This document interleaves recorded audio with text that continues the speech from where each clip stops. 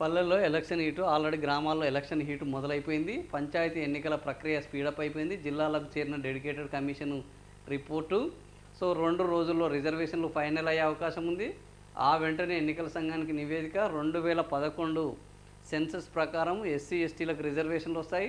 2024 మొన్న కాంగ్రెస్ ప్రభుత్వం చేసిన సామాజిక ఈ జనాభా లెక్కల ప్రకారం ఆర్థిక సర్వే ప్రకారం బీసీలకు రిజర్వేషన్లు వస్తాయి. సో ఈ ఆర్థిక రిజర్వేషన్లో ఆల్రెడీ ఎవరికి బీసీలకు మన 42% కేటాయించారు. ఇప్పుడు ఈ 42% బీసీలు కొత్తగా 50% నిబంధన ప్రకారం వీళ్ళకి 22.6% ఏమో ఇంతవరకే లిమిట్ కాబోతున్నారు. మిగిలిన 23% అనుకుందాము.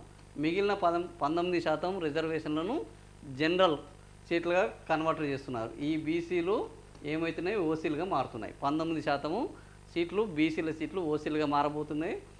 సో రేపు ఓటరు తుది జాబితా రాబోతుంది.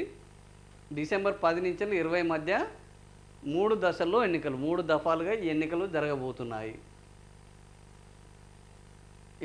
ఈ నెల 23 నాటికి ఇది అయిపోతుంది.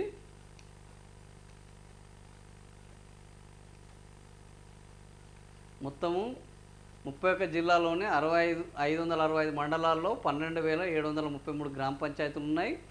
1,12,288 వార్డులు ఉన్నాయి.